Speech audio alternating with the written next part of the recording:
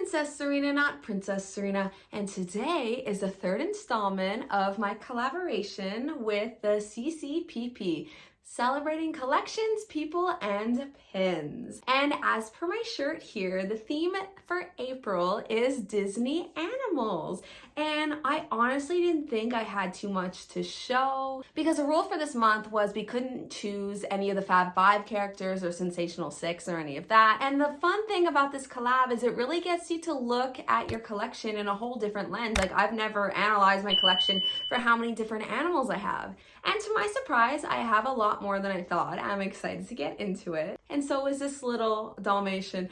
Oh my gosh, no!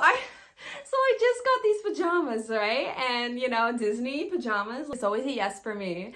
And I didn't even realize I'm like 101, oh cute, like I'm past tired, like past 100%, you know? But 101 Dalmatians, how did I miss that, y'all? Okay. Well, hopefully I didn't miss any animals in my collection either. So without further ado, let's get into it.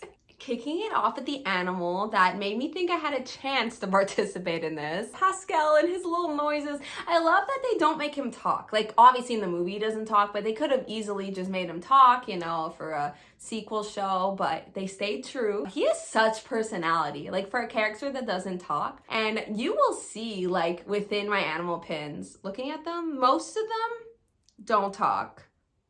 Yeah, most of them don't talk because I feel like that's the beauty of it being an animal character. Like, if the writers wanted it to talk, just make it a human. But it's always interesting to see how they can non-verbally get their personality across and to communicate with the other characters. And I think Pascal, they do a perfect job. And he isn't just like a dumb little sidekick. Like, he saves their butts all the goddamn time. And he shows them, like, he puts them in their place just by a little glare, you know? Oh, he's cute. He's forever gonna have a home in my little collection. So I have one more Pascal pin, but this one's in the movie style, so I figured I would show you both, an excuse. Though I have a bunch of different Pascal appearances throughout my Tangled the Series collection, but not like specifically like on his own, so I'll skip on those for now. But I'll link my Tangled the Series collection so you could take a look at those.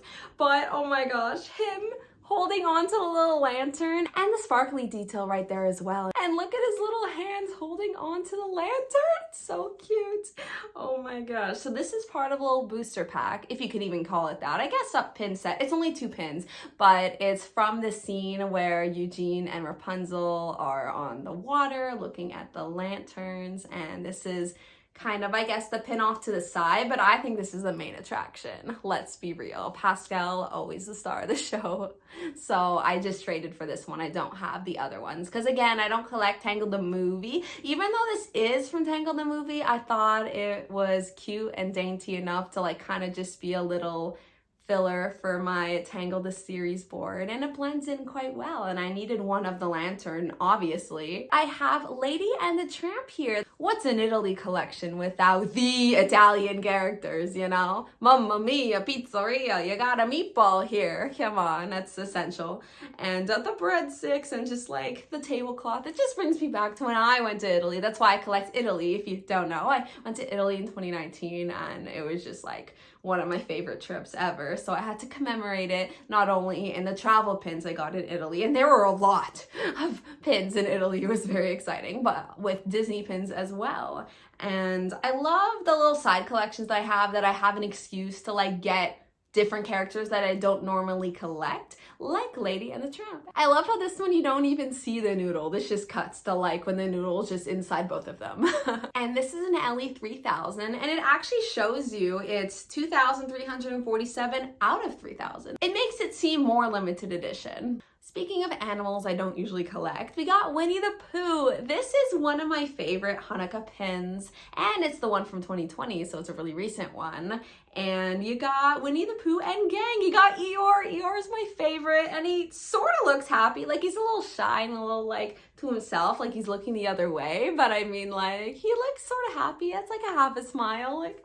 And I love how Kanga and Roo actually aren't together. It just like, it spreads out the colors of the pins because they're the same color, right? So you got one with Piglet and one on top of Pooh. And they have a nice cozy fireplace behind them with some gelt on the bottom.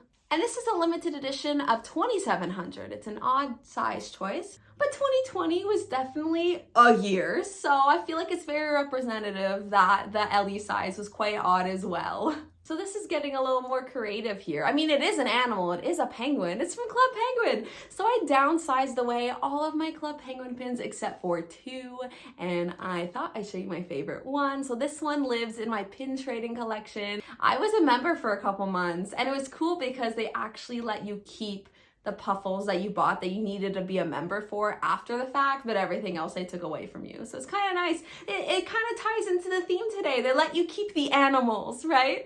Animal rights, we love that. But yeah, this one he's waving and he has a Mickey hat and he has his little lanyard with pins that he's ready to trade. And you can't have Pascal without Max. I mean, come on. So this one I got the same day as the first Pascal I showed you, but this one was a mystery. I got a bunch of mystery booster packs and mystery bags from Pinderella, and I actually kept quite a few to my surprise, including Max over here. Pascal definitely has my heart, but Max is definitely a really cute character as well, and it's cute the relationship that he starts to develop with Eugene, especially like throughout the show as well. He looks very angry here, but he's always annoyed with Eugene too, so it works. So we got the Tank Gang. I know I have the puzzle pins and they are gorgeous and they're all like Bruce and like all the iconic characters and Dory and stuff, but I love the Tank Gang. They're like some of my favorite parts of the film. And you got Nemo here, so you know, you got the essential, you got the basics. And yeah, you got, oh my god, the starfish is literally my favorite. I love how he's just like on the window. He's on the window on this pin too, and he's like, can't talk when he's like this in front of the glass. And he's like, oh my gosh, she's coming. They're gonna change the filter. I can't hear you, Peach. The Aquascom 2000. I love that it's not just the characters, but it's also like the whole tank and like their environment. This could possibly be my first Ellie pin ever. I got it in 2019. This pin is from 2019 from the Fairy Tale event, which is fairy tales, as in an animal's tale, which again, animals.